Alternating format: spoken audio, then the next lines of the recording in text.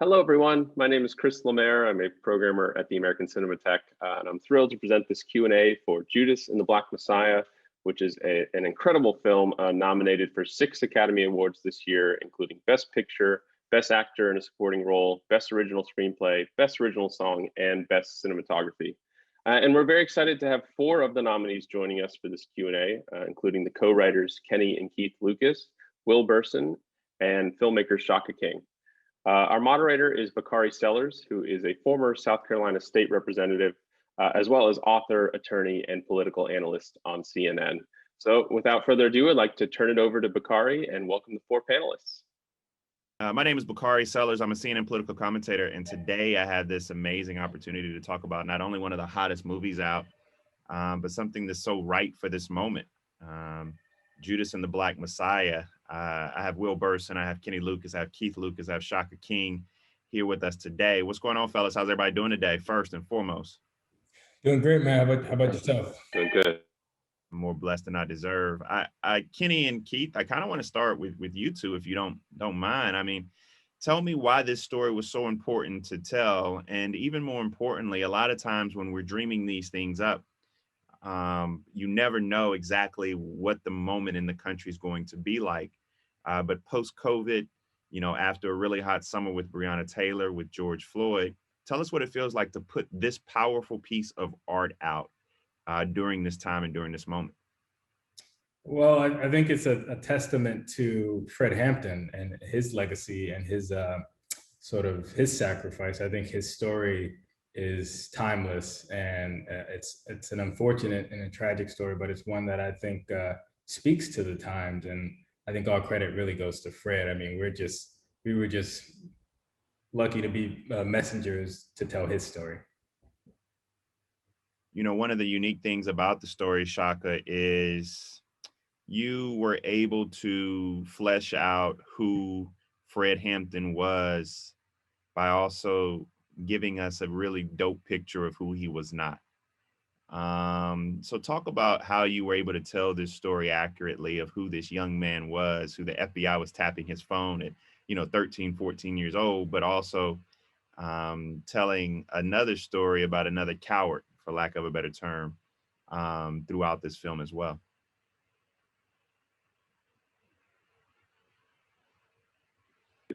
Sorry, I was muted. Yeah, it was a balancing act, honestly, that took the entire process to figure out. Because, we like Kenny and Keith stated, Paramount was correcting, I think, the record of, what the Black Panther Party really represented, what their politics were, who these young men and women were, what they wanted. And also really humanizing this icon or these icons in Fred Hampton and Deborah Johnson. But we also needed to, basically date audience members who weren't interested in knowing about this history with a genre film, and that was where the William O'Neill side of things kind of came in. And then it was like, well, it's not like, when you're making a political movie, you can't, at least you don't want to, I think, kind of go halfway with it and make a half political movie and then a movie that's just pure entertainment. So it was like, how can we infuse this entertainment in the side of William O'Neill with a politic of its own? And that's when we kind of tapped into this idea of, well, you're looking at these two men who are opposites, and you want to, in a lot of ways, I don't know if I think it's anthropomorphic. I don't know how you pronounce that word, but you want to basically, take a culture like socialism and kind of display it visually. So that's an opportunity in William O'Neill to take a culture like capitalism, kind of portray it vividly, and so ultimately we found a political reason to centralize that character as well. Will, you just wrote a piece in the LA Times that talked about the role of, and by the way, I don't know where you got that profile picture from, but it was dope. You had your legs all crossed. You were looking at, he did the stairway. I was like, what is he looking at? He did the stairway in the profile picture. the LA Times cinematographer who's very talented to get such a flattering shot of me. It looked good. I mean, yeah, looked like you own a string of marijuana shops. Anyway, dude, that is the janky courtyard in my. Everyone emailed me on Facebook like, "Do you have a garden?" I was like, "No, that's the courtyard in my 1961 LA broke ass apartment building." It's yeah. It was a good shot. It was a good shot. So, I mean, but answer the question. You asked a very important question, and I know that some people will go back and read it, but talk about this role, your role, telling these stories, because like I'm tired of, and many people are tired of, these slave tales. But you told the story, and I don't know if that's the appropriate term for them, but you told this story of a very strong, powerful Black man. Talk about that role today in combating and in this fight for social justice. Okay, that's a great question, and I think, yeah, the same way Shaka talks about combating 60 years of state propaganda that's vilified and obfuscated the Black Panthers, in a more kind of local sense, Hollywood has favored the white savior structure when it's told anything resembling these stories at all, Mississippi Burning, Green Book, stuff like that, and I think certainly fundamentally, I want to make sure I say that, like, the gravity and the truth of this all, that I want to echo what Kenny and Keith said about just trying to kind of honor Fred as a man. But I think talking more kind of technically, I think we also all kind of approach this as wanting to offer corrective to standard Hollywood Black narratives that center suffering. And this is obviously a horrific story, but Fred was this phenomenally powerful and gifted young man, this brilliant light that the state snuffed out. I don't know if that totally answers your question, but I think it's certainly something I was conscious of when I approached the story.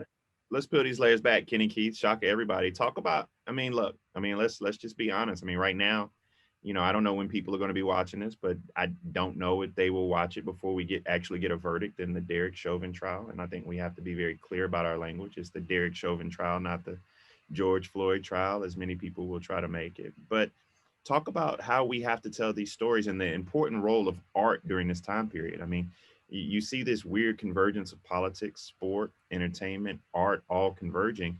And this story stood out. Why is this story so important at this time, Kenny and Keith? And how do we tell more of them?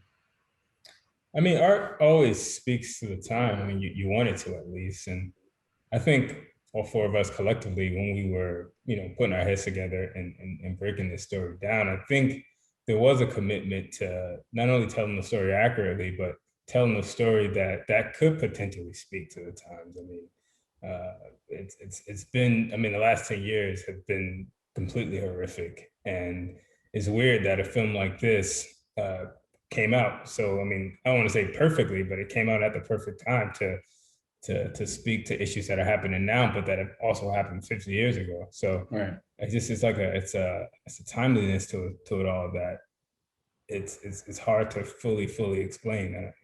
No, I agree. I think that the movie just deals with certain systemic issues that have been apparent in the Black community for, centuries. Right. You're going back to slavery, Jim Crow, now mass incarceration. These are issues that tend to follow generations. So I think that the film just highlights it in a visually stunning and captivating way where you can't ignore the message.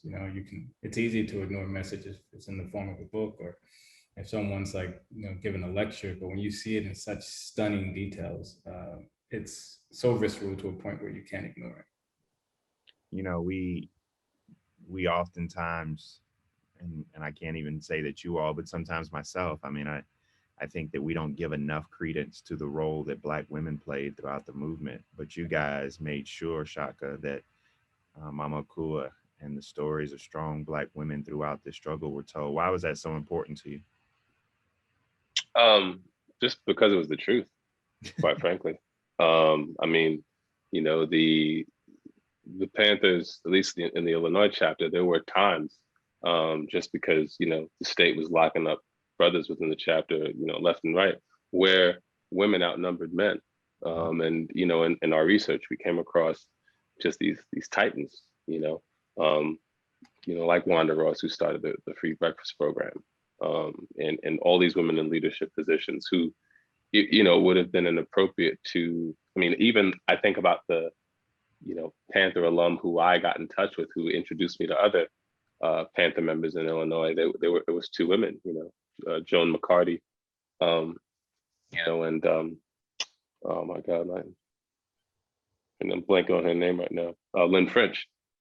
Joan McCarty and Lynn French were the two women who introduced me to, other Illinois chapter members. So they just had a tremendous presence, which is the history of it. And our goal was as much as possible to reflect that history accurately. What does it mean for you, for this group, for an all-Black producing team to be nominated for Best Picture? Am I supposed to say that? I don't no, yeah, it's that is the truth of the matter. I spoke recently with a friend of mine who, he said something that I hadn't really considered, which it was actually quite obvious, but I think I was in such a honestly place of just trying to sort of protect myself, that I hadn't really considered this. But he was like, even if we don't win, just the fact that, folks who are coming up behind us, young Black folks and just like non-white filmmakers who are trying to chart a path to, making feature films, independent or studio, either way, just to see that we're doing it, on a very big stage, and being recognized for it, and making a movie like this one, which, I mean, look, it's a movie about a 21-year-old Black Marxist who was assassinated by the FBI, and we didn't pull any punches with it in that regard, and so all those things, I think it's important and valuable for folks coming up to see that, and know that there's a path to making powerful, authentic Black work, and you can find a way. Like, I think that there's some utility in that. I think at the same time, it's not a celebratory statistic. It's actually it's an awful statistic, and doesn't make me feel good to know that we're the first Black producing team to be nominated for an Oscar. I saw you guys shaking your head, Kenny Keith. Did y'all want to chime in with something? I mean, no, he's right. It's obviously an achievement, a monumental achievement, one that I think instantly, places this movie in the annals of the most important Black films ever made. So you recognize that history, and you certainly can't ignore it, but you also recognize how sad that is. It's like we're the first for it to have, Hollywood's been around. I mean, the Academy's been around for almost 93 years, and it's like, man, it's kind of shocking when you think about it, but at the same time, it's not that surprising. It makes you ask a trillion questions, because you're as the kids say, I got, what is it, QTNA, questions that need answered. I got a daughter, so she talks to me in those little text messages. So how did y'all do this, Will, Keith? I mean, how did you get a studio to do this? How did you get people to take this risk? I mean, that's the question that I have. I mean, this, like you said, Shaka, this isn't your normal, story that we see. When I mean, and the previews you all did, I was like, you guys got somebody to make this. How did that happen? What was the process? Will, we'll start with you. The process for me started a while ago, and I think,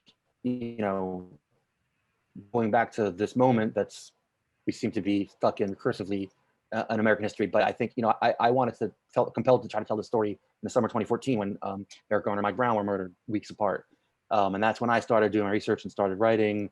And I hooked up with Shaka totally fortuitously. I'd written a script, and because the story is so upsetting, and because Chairman Fred was so naturally funny and witty, I thought maybe a comedian might be a good act, might be good to play the part. And I gave the script to Jermaine Fowler, and unbeknownst to me, he gave it to Shaka. But in terms of getting the thing made, I think it's, Shaka and Lucas just came on board, and we had something special, we think, and then we had Ryan Coogler, and then we had Charles King, and we had Daniel Kaluuya and Lakeith Stanfield, and we all thought blithely there was going to be a bidding war. We were all so sure of that, and there wasn't. And it was this movie was a miracle. I mean, all movies are miracles that get made, but this one really was a miracle. And you know, Shaka may be able to answer better than I the kind of the minor miracles that made the big miracle happen. But it you know, happened by the skin of its teeth, and I think a lot of it is about Ryan's brilliance and his juice and his passion, and just having all that incredible, you know, mega wattage star power behind it, and still barely happening. Yeah, I was going to mention Ryan as somebody who comes in with this, you know, this gravitas. He comes in with this cachet of brilliance and excellence in the art that he touches. So tell me what it's like working with Ryan. Tell me his role in helping get this across the finish line, and with all the things he's working on, why this was so important to get out and get done. Well, I mean, I think Ryan's importance in getting this made is, I think, broader than most people think, because you assume correctly that, you know, his success with Black Panther opened the doors for us, and it did. But it was also just, quite frankly, Chairman Fred Hampton Jr. and Akua Najiri getting a sense of his spirit and really just keying into the things that people who know Ryan become aware of, I think, very soon upon meeting him, which is just like, so there's a man of incredible integrity and sincerity. And I think that, you know, when we were having those initial conversations with Chairman Jr. and Akua, that was really a strong selling point in terms of getting them on board with, you know, us telling this story. And quite frankly, if they hadn't been on board, I don't think that this movie would have gone ahead, even with Warner Brothers supporting it. Because, you know, you're talking about powerful revolutionaries. You know what I mean? You know, so yeah, I mean, it was like I've expressed before, like, I don't know anyone else in the world who is beloved by, you know, Toby Emmerich at Warner Brothers and Akua Najiri. You know, Ryan Coop, he exists in a space culturally, socially, that, you know, basically none of us occupy. And That's you know, unique. it's very unique. Yeah, It's very unique. Kenny You know? Keith, you guys are, sometimes you get pigeonholed in this industry and people call you like comedians, right? But here you are putting, very funny fellas, by the way, but putting in work and putting, like you said, I mean, with no hesitation, like we say this with every ounce of humility, this is a crucial Black film. This is one of the greatest and most important Black films ever made. And the production, the way it looks, the way it makes you feel. It's one of these movies, sometimes you gotta take about 24 hours before you actually talk to white people when you come out the theater. You know, one of them type movies. But you know, how do you not get pigeonholed? How do you tell this story? And then what's next for you guys in telling more stories like this, or going back to comedy? What doors does this open for you all? I mean, for us, man, it's really just about following the vibe, man. Like just going with the flow and like going where your heart takes. I mean, it sounds corny, but it's like That sounded real. we try not to say we try not to set limits on ourselves, and we know the power of collaboration. We know the power of, you know, telling important stories. We know the importance of film as a medium. So it's like it's always good to have your foot in many different pots, in my opinion. And you just can't listen to people say things about yourself. Like you just have to have a belief about yourself and just go with the flow and follow it. And if you look collectively at this group, I mean, we all come from comedy background, right? And I think that this film is a testament to the power of minds that come from the comedic space. And if you look at Get Out as well, comes from Jordan Peele. So I think comedians are capable of doing anything. And this movie is a testament to that. And I think there will be more. There are some comedians coming up that are incredibly gifted as filmmakers. And we're going to see an explosion. I mean, no doubt. I hadn't really thought about it like that, but I mean, you guys have kind of opened the frame up to how the comedic mind works and the unlimited boundaries thereof. Right. Will, you know, as we talk about writing a script like this one, how much research? Talk about the background that goes into it, because one of the things you don't want to do is offend the movement. You don't want to offend Mother Akua. You don't want to offend Fred Hampton Jr. because I don't know them well, but I do know them enough to know that you don't get too many moments to kind of mess up and disrespect, their life, because, when you come in, you're coming into their life. So how delicate was this, and how deep did you have to go to pull something off like this? I mean, my process was just reading everything I get my hand on. Memoirs, Angela Davis's memoir, a guy named Flores Forbes' memoir. There's sadly little written about Fred, which I think is, very intentional on the part of the state to erase him, clearly. I went on JSTOR and I got scholarly articles. I got newspaper articles from the time. I went to ProQuest. I read dissertations. I read a couple of master's theses. I read everything I could. I reached out to the couple of Panther alumni I could find online through Facebook and stuff. And I think I never heard back from people, but I certainly did try to, do firsthand kind of oral history stuff wherever I could. But yeah, I think I probably spent, probably close to a year doing research before I felt comfortable starting it. And I hope that somehow that helped demonstrate at least a sincere commitment to it to anyone who looked at the script. But yeah, that was the gist of my process. A lot of this film, you talked about the role that the movement played in a city like, Chicago. Shaka, talk about how you told the story and the contours of this great American city, because most times when you read about the movement, you read about Selma, you read about Atlanta, you read about Memphis, right? But here you are telling a story about Chicago. Talk about that and how you added another layer to a city that's already been one of the greatest American cities. Well, the truth of the matter is, I think that, if our movie has any weakness, it's probably the Chicago of it all. I think for a number of reasons, it's just as a film, the scope was so massive that it was really tricky to tap in to the specific kind of segregation that exists in Chicago. Mm-hmm. And the number of scenes that we had sort of structured around that ended up on the cutting room floor. So it's actually, I think that's actually, one of the movie's flaws. But we were aware of it. I didn't mean to. I wasn't trying. I know you weren't. I know you didn't. You didn't know. You didn't know. But I know. I can't lie. You know what I mean? Like I can't lie. Like I know that. Oh man, they missed out on the Oscar because Bakari's asked them about Chicago. Oh my goodness.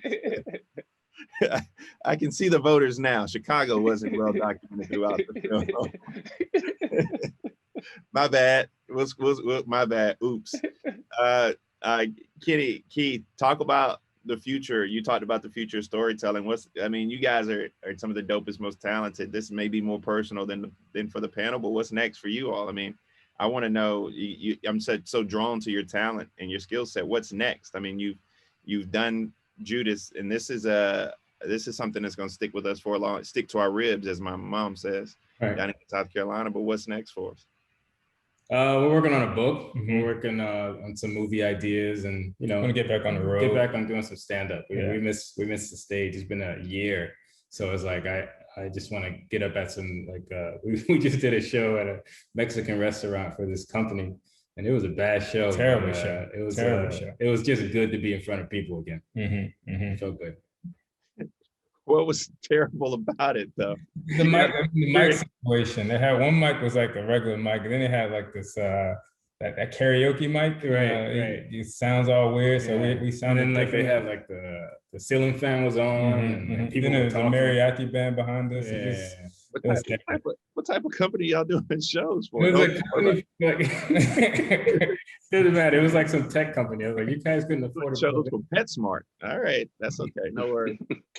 And Shaka, what's next for you? You're one of the hottest in the business right now. So talk about what's next for you. And you can't go from doing a show like this to then, doing the antithesis thereof. So, talk about the standard that you set for yourself. I want to do the antithesis thereof, actually. That's what I want to do next. Green Book chapter 2. Exactly. Yeah. You said it well. I didn't. Honestly, I have an idea that kind of is starting to interest me. I just want to kind of put this movie to bed, and let a new idea gestate, and then just kind of just follow my nose, you know. And Will, I mean, you put pen to paper on something that was this deep, that made your mind go into places that you probably weren't aware of before you started. What's next for you other than LA Times spreads? Something I'm excited about that is going to be a similarly uphill battle is I'm trying to set up a mini series about the Second Seminole War, when the Seminole Indians and a bunch of runaway enslaved people who were living with them fought off Andrew Jackson's U.S. Army successfully for 7 years. And so it's a very expensive war miniseries with predominantly Black and indigenous characters, which is I try to make my job as hard for myself as possible. But it's an amazing story, and like this, it's true, and nobody knows about it because the powers that be don't want people knowing that there was this intersectional, basically successful guerrilla revolt against Andrew Jackson and the U.S. Army in the 1830s, which directly paved the way for the Civil War. I mean, to piggyback on that, Will, to everybody, you know, you hear about a story like Fred Hampton, and you just think about how many untold stories there are. I mean, you know, we know Emmett Till, but we don't know the story of Emmett Till, right? Everybody knows the images, but we don't know the story. You hear about Sarah Mae Fleming, who sat down before Rosa Parks. I mean, all of these great individuals, these heroes and sheroes who we just don't know their story. I mean, how can we begin to tell more of our stories? How can Black folk begin to get our stories out there? And I think that you all showed how important that really is.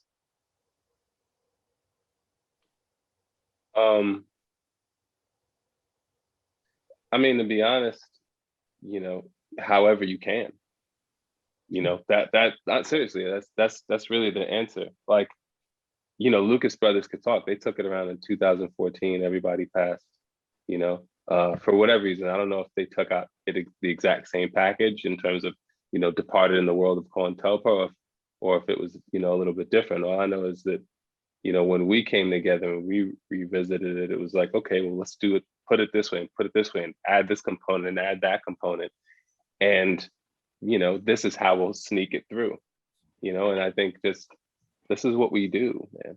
You know what I mean? Like, I got one ticket, I'm getting 4 heads in. That's how it always is, you know, that's how it's been my whole life. So just do, all we have to do is what we do. Right. Go ahead, I'm sorry.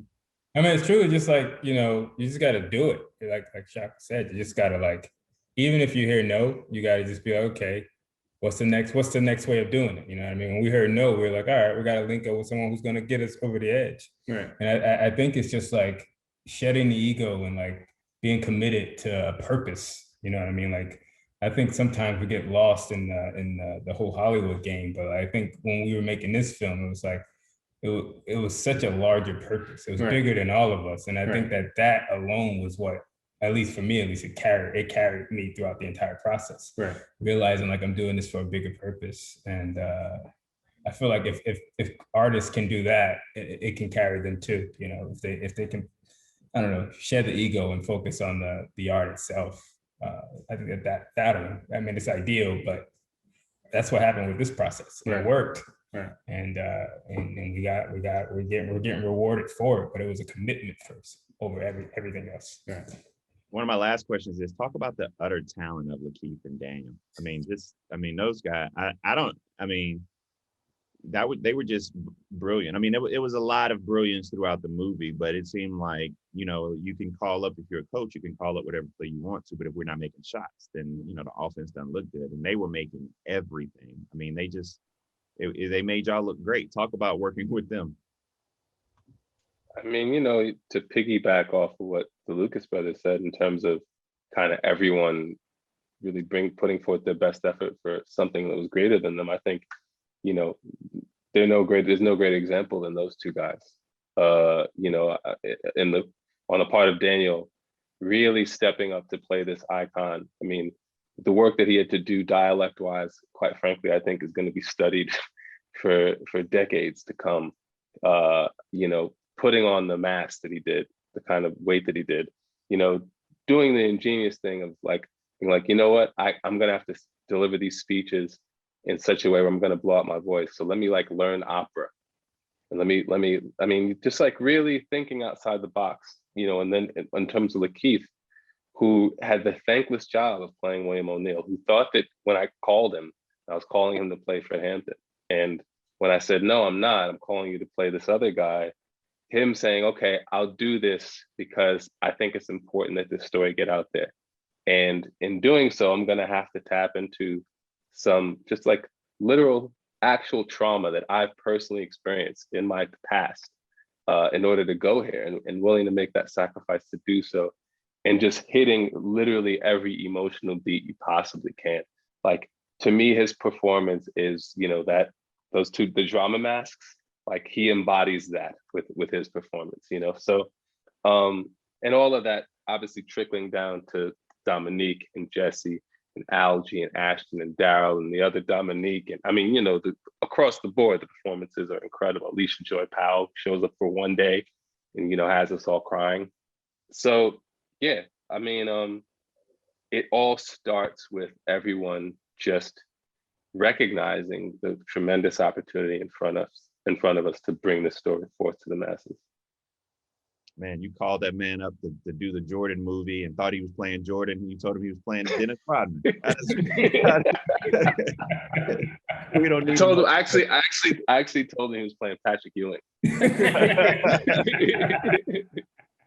Man, fellas, look, you guys, I'm getting the signal to wrap up, but you guys,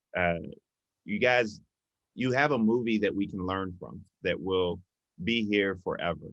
You know, when you think about all of the stories, Malcolm X, for example, I mean, just a movie that was that good, that well done. And so God bless you. And I know we don't know each other well, but I just want to say, my mom and dad would always tell me that the two most important words in the English language are the words thank you. They're not nearly said enough. And so from the bottom of my heart, thank you for having the audacity to make this film we're better for. Thank you, and God bless you. Thank you, Bakari. Thank you, Bakari. Thanks a lot, man.